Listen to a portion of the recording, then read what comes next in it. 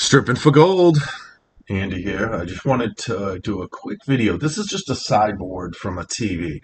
This is actually it's like a mouse control that was on the front of some televisions.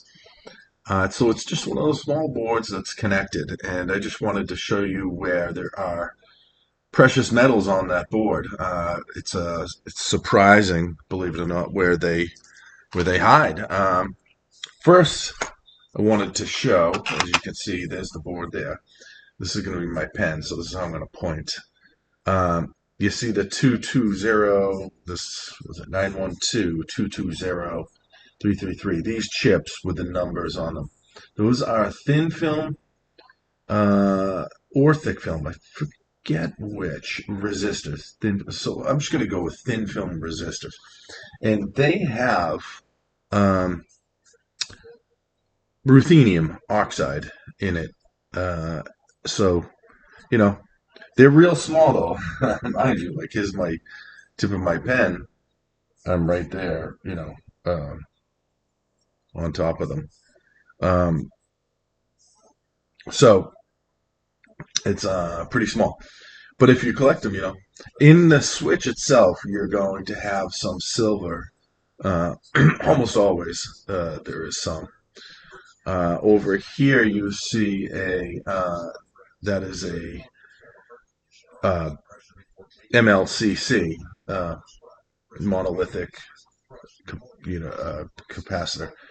Um, that's going to have some palladium and silver recovery. Sometimes the newer ones they use base metals, so you will have nickel and you won't have the palladium and silver. But in the higher end ones, and this is from a decently higher end board, you can see by the gold outlay over here.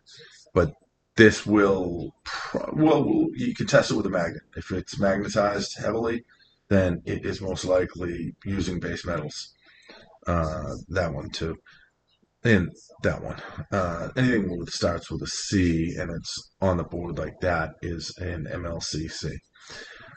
If it's picked up by a magnet, it's most likely base metals. It's not worth that much, if anything. But if it doesn't, then, or if you can really kind of just brush it off easily, it's only slightly magnetic, then it probably is a precious metals one that has some palladium recovery in it, but silver mostly you're going to probably go for. Though palladium is getting really, really, really expensive, close to $2,000 per troy ounce. So there's that. You'll probably only get it in powdered form because trying to get that melted to a metal is going to be very difficult. So anyways, let's get back to this. So more of these thin film resistors you see there. That's ruthenium or ruthenium, whatever you want to call it. And there's just one chip over here, and I was curious what that is. So we're going to zoom in the microscope. I'm going to also, by the way, just real quick, the legs here are gold plated. So those are you can pull off for your gold recovery. So you've got a few different metals in a board that otherwise would look pretty darn um, worthless, really. So let me get the focus to work. Okay, so now we're zoomed in a little bit more. And there is the chip that I was talking about. And let's zoom in even more. I'll have to readjust the chip. But that chip has, here we go, gold legs. And it looks like it's gold. There's gold in there. Do you see, and I can't point at this, but there are 6 gold bonding wires there. I mean, that's an extremely, I'm using the focus to go in and out, but you can see the bonding wire. There you can. That's a decent picture. Uh, and that's some sort of infrared detector. But those are the gold bonding wires that are used.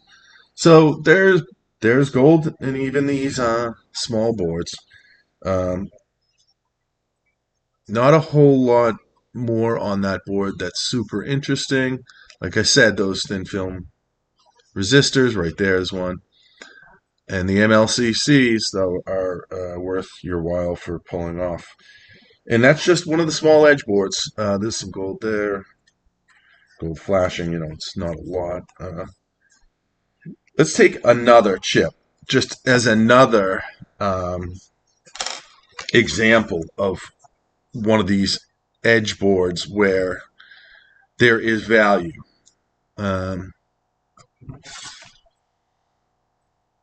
Okay. All right. This here, same type of thing. It is your typical sideboard. I'll just show you the corners, without giving away the prize. So you can see your MLCCs, all these right here. I don't know what those are. Not sure. Some of them will probably have copper, I'm sure, inside of them. There's a gold connector there. Now we move over. I'm going to grab by the gold connector and look at this chip.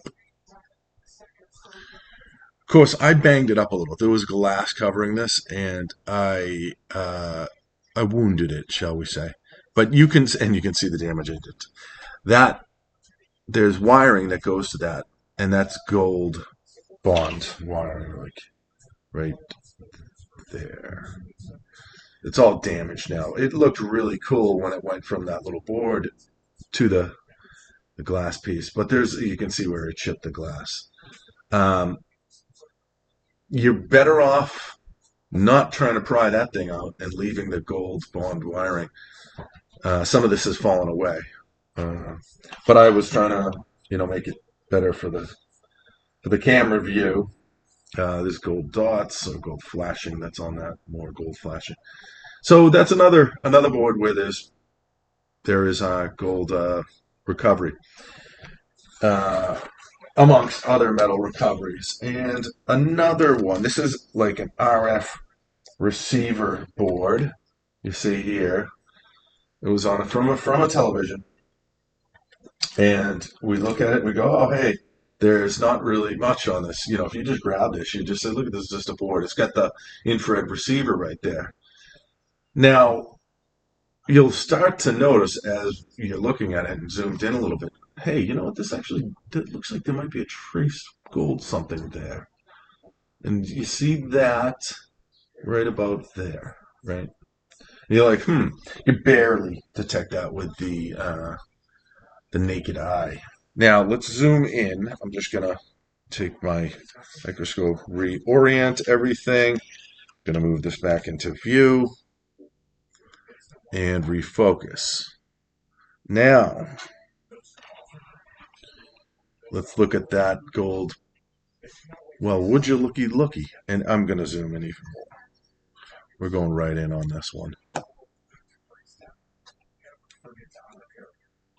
Right down to it. Focus. Focus. Coming into focus. Boom.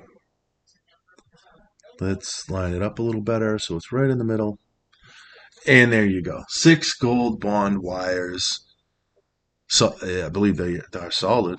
And coming to a chip, which is probably a decent amount of gold in that too. And there you go. Teeny little side chips. A little bit of gold. So there is value in that. Let's move this down.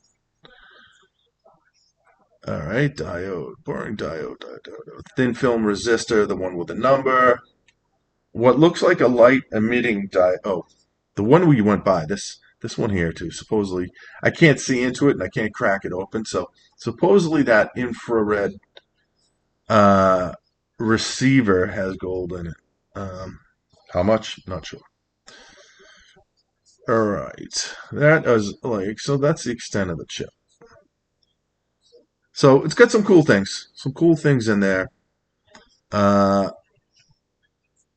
I'll get into a video eventually of what each one does, but I only want to eat up 10 minutes of your time today. So I just wanted to show a sampling of those, of where you can find gold on boards and on small boards that are on TVs.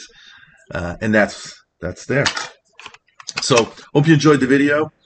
Stripping for gold. This is what we do. We strip, get all these little chips, and throw them in a bucket. Throw some acid in there, and eventually dissolve off all the base metals, and um, put this into solution. Get the gold. All right. Thanks again for watching. Click like or subscribe. Stripping for gold.